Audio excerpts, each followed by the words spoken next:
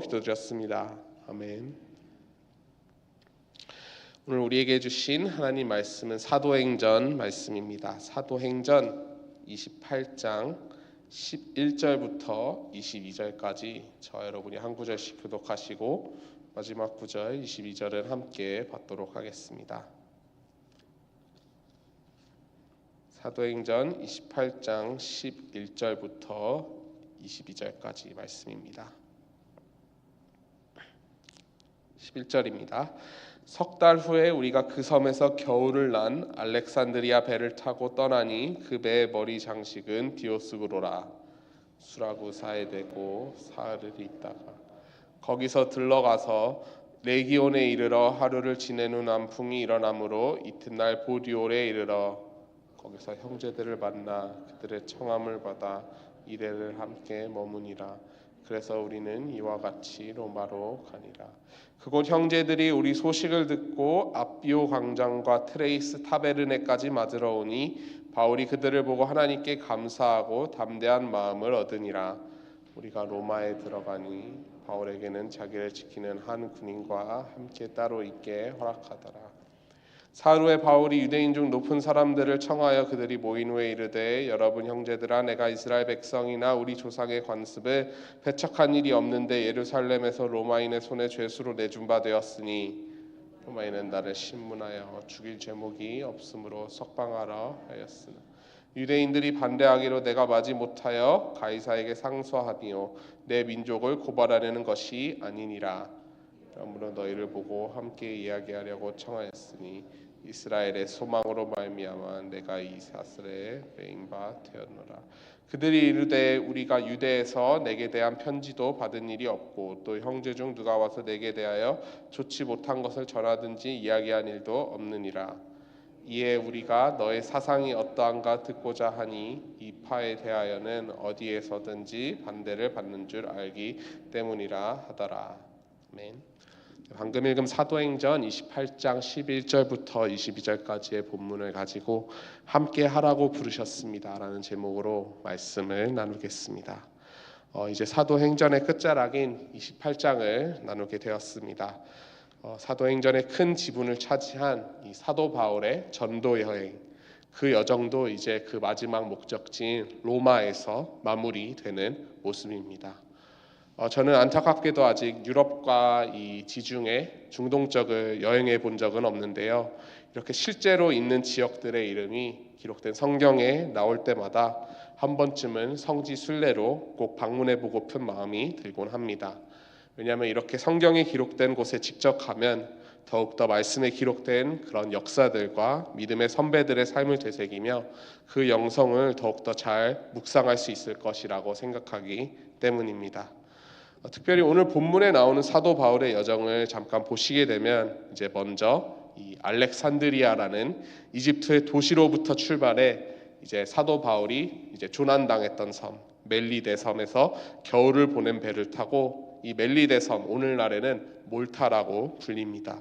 이 몰타 섬에서 이제 출발하여서 이제 이탈리아 바로 앞에 있는 큰 섬인 시실리아에 있는 수라구사, 이제 오늘날 시러큐스라는 항구에 정박했다가 이제 그 후에 또 이탈리아 본토의 최남단 항구인 레기온에 잠깐 들린 후에 다시 한번 또 배를 타고 보디올이라는 이탈리아 서쪽 중심에 있는 항구 도시에서 이제 내려서 이제 길을 따라서 앞비오 도로를 통해 이제 트레이스 타베르네를 거쳐 로마까지 가는 여정입니다. 이렇게 제가 지명들을 찾아보면서 이제 특별히 어떤 이러한 이유가 있길래 사도행전의 저자인 누다가 이렇게 자세하게 기록했을까 곰곰이 제가 묵상해 보았는데 특별히 이 길에 대해서 조금 주목해 보게 되었습니다. 이 앞비오 도로, 이제 그곳에 있는 또한 앞비오 광장, 이 도로가 무엇인가 하면은 바로 로마의 장군들이 전쟁에서 승리하고 이제 개선에 입성을 할 때 군중들이 열렬하게 환영하며 맞이하던 바로 로마로 향하는 가장 오래된 길이라고 합니다. 그래서 역사를 보면 이 길을 통하여서 그 유명했던 시저와 또 클레오파트라와 이제 수많은 개선 장군들이 이 길을 통해 로마로 입성했었다고 합니다. 근데 똑같은 길을 이제 그 승리의 개선길을 오늘 본문 말씀을 보니 이제 사도 바울이 걸어가고 있습니다. 비록 피의자의 신분으로 압송되는 그런 형편이지만 사도 바울은 그 어떤 개선 장군보다 당당하고 기쁘게 로마로 갔을 것이고, 또한 이러한 사도 바울을 마치 승리의 행진으로 여기며 영접하고 환영해주는 이들이 있습니다. 자, 오늘 본문에서 집중하고 싶은 15절 말씀입니다. 그곳 형제들이 우리 소식을 듣고 앞비오 광장과 트레이스 타베르네까지 맞으러 오니 바울이 그들을 보고 하나님께 감사하고 담대한 마음을 얻으니라. 그곳 형제들, 즉 로마에서 이미 이제 그곳까지 전파된 복음을 듣고 이제 그리스도인이 된 이 형제들이 사도 바울을 맞으러 트레이스 타베르네라는 곳까지 나가서 사도 바울을 영접했다고 합니다. 트레이스 타베르네는 세계의 숙소라는 뜻을 가진 그러한 도시였고요. 여행자가 말을 바꾸어서 이제 타는 그러한 중요한 숙박지였다고 합니다. 로마로부터 약 50km 떨어진 그러한 곳이었죠. 그래서 로마 그리스도인들은 사도 바울이 온다는 소식을 듣고 그를 영접하고 환영하기 위해 약 50km, 마일로 따지면 31마일이나 되는 긴 거리까지 고생하며 나가서 사도 바울을 영접한 것입니다. 그래서 이 말씀에서 우리가 알 수 있는 건 로마 그리스도인들이 정말 예수님의 가르침, 너희를 영접하는 자들은 곧 나를 영접하는 것과 같다, 이런 말씀을 실천하는 참된 제자들이었다는 것입니다. 사도 바울의 이러한 로마로 향하는 여정은 정말 그 고난과 역경 그 자체였습니다. 억울하게 고소를 당한 가운데 살해의 위협도 여러 번 당했었고, 죄수의 신분으로 자유가 제한된 것뿐만 아니라 이제 가는 길 가운데는 또 어떠했습니까? 큰 폭풍을 만나 조난당하게 하고, 또 어떻게 우여곡절 끝에 구조를 당하나 싶더니 또 독사에게 물리기도 하는 등 죽을 고비를 정말 너무나도 여러 번 넘겼던 그런 사도 바울의 모습을 우리가 지난 시간 동안 보았습니다. 그런 수많은 우여곡절 끝에 로마에 도착했는데, 내가 비록 얼굴도 모르고 한 번도 본 적은 없지만 이제 나의 사명과 나의 신앙의 여정에 더욱더 알고 함께 기도해 주었던, 함께 했었던 그러한 동역자들의 따뜻한 환영을 받은 사도 바울의 마음이 과연 어떠했을지 오늘 본문을 다시 한번 보시기 바랍니다. 15절 말씀입니다. 바울이 그들을 보고 하나님께 감사하고 담대한 마음을 얻으니라. 예수님께서 이 땅 가운데서 사역하실 때 주님은 혼자 사역하시지 않으셨습니다. 항상 자신이 택하신 12 제자들과 함께 사역하셨죠. 마가복음 3장 14절을 보면 그러한 예수님의 목적이 나옵니다. 이에 12를 세우셨으니 이는 자기와 함께 있게 하시고. 그러니까 예수님의 제자를 택하신 이유는 바로 본인과 함께 하게 하려 하시려고 택하셨다는 것입니다. 예수님의 제자는 곧 예수님과 함께하는 사람이라는 것이죠. 함께 한다는 것은 곧 함께 시간을 보낸다는 것입니다. 그리고 그것은 바로 서로의 삶, 서로의 생명을 나누는 일입니다.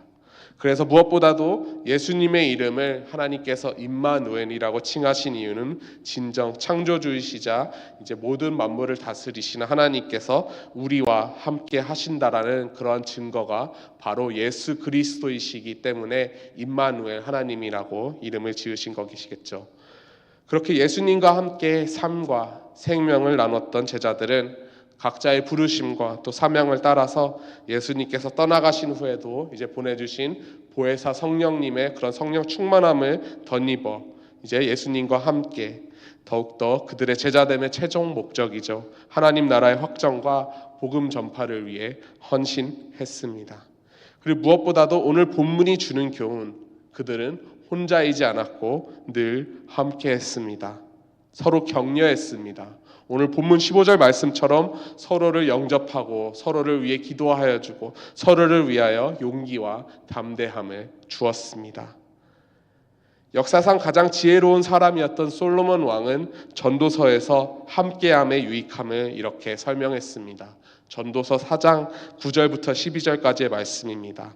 두 사람이 한 사람보다 나음은 그들이 수고함으로 좋은 상을 얻을 것임이라. 혹시 그들이 넘어지면 하나가 그 동물을 붙들어 일으키려니와 또 두 사람이 함께 누우면 따뜻하거려니와 한 사람이면 어찌 따뜻하랴. 한 사람이면 패하겠거니와 두 사람이면 맞설 수 있나니 세 겹줄은 쉽게 끊어지지 아니하느니라. 한 명이 넘어지면 함께 붙들어 그 한 사람을 일으키고 추우면 함께 누워서 따뜻하게 온기를 나누고 세 겹줄로 하나 되어서 함께 하여서 너무나도 함께 수고하고 복을 위하여 헌신하면 주님께서 좋은 상금을 주신다는 그러한 약속의 말씀입니다. 사랑하는 성도님들, 하나님께서는 우리 모두에게 공동체를 허락하여 주셨습니다. 그래서 공동체를 통해 서로 격려하고 또한 서로 세워나가기를 하나님께서는 오늘날 우리 모두에게 똑같이 원하시고 또 그렇게 부르셨습니다. 왜냐하면 혼자서는 할 수 없는 것들도 함께하면 이룰 수 있고 혼자 애쓰다 지쳐버릴 때 정말 함께하는 마음이 내가 옆에 있다는 그런 마음이 전달되면 새롭게 일어설 수 있는 힘을 더욱더 우리에게 허락하여 주시기 때문입니다. 그래서 사랑하는 성도님들, 오늘 하루 내 주변에 함께하는 이들과 정말 오늘 진정으로 함께 하실 수 있는 성도님들 되시기를 소망합니다. 단순히 물리적으로 한 공간에 한 장소에 있는 것이 아니라 함께 시간을, 함께 삶을, 함께 생명을 나누고 또 함께 격려하고 함께 기도 제목들을 나누고 함께 떡을 떼고 함께 힘써 교제할 때 그로 인해 하나님께 감사드리고 또 하나님께서 큰 은혜와 위로와 또한 평안을 허락하여 주실 줄로 믿습니다. 그리하여서 시편 133편 1절 말씀, 보라 형제가 연합하여 동거함이 어찌 그리 선하고 아름다운고. 이 말씀이 정말 하나님께서 우리 각자를 향해 말씀해 주시는 그런 귀한 고백이 되길 주님의 이름으로 축복합니다. 기도하시겠습니다. 사랑의 하나님 아버지, 참 감사합니다. 오늘 말씀을 통해 정말 다시 한번 공동체의 중요성과 함께함으로 정말 함께하도록 부르신 것을 다시 한번 우리가 기억할 수 있게 하여 주시니 감사를 드립니다. 주님, 우리 삶 속에서 아버지 안에 우리가 단순히 이 삶을 시간으로 허비하는 것이 아니라 함께하게 하여 주시고 더욱더 아버지 안에 삶을 나누고 또 서로를 위로하고 격려하고 붙들어주고 아버지 하나님 함께 걸어갈 때 정말 주님께서 또한 함께 하심을 다시 한번 깨닫게 하여 주시니 감사를 드립니다. 아버지, 더욱더 우리 삶 속에서 보내주신 이들을 아버지 안에는 우리가 소홀히 하지 않고 더욱더 다시 한번 돌보며 아버지 서로 붙들어주며 아버지 서로 축복하며 함께 아버지 하나님 삶의 여정을, 이 신앙을 아버지 더욱더 함께 믿으며 아버지 생활을 할 수 있도록 주님 붙들어주시고 함께하여 주시옵소서. 오늘 하루도 내가 만나는 모든 사람들 아버지 하나님 나를 통해 아버지 주님의 은혜와 주님의 축복을 더하여 주시고 아버지 주님의 사랑과 위로와 아버지 하나님 격려를 전할 수 있는 내가 될 수 있게 되길 간절히 기도합니다. 오늘 하루도 나와 동행하여 주시고 역사하여 주시옵소서. 감사드리며 살아계신 예수 그리스도의 이름으로 기도드렸습니다. 아멘. 주님이 가르쳐 주신 기도로 예배 마치겠습니다. 하늘에 계신 우리 아버지여, 이름이 거룩히 여김을 받으시오며 나라의 마옵시며 뜻이 하늘에서 이루어진 것 같이 땅에서도 이루어지다. 오늘날 우리에게 일용할 양식을 주옵시고 우리가 우리에게 죄 지은 자를 사하여 준 것 같이 우리의 죄를 사하여 주옵시고 우리를 시험에 들게 하지 마옵시고 다만 악에서 구하옵소서. 대개 나라와 권세와 영광이 아버지께 영원히 있사옵나이다. 아멘.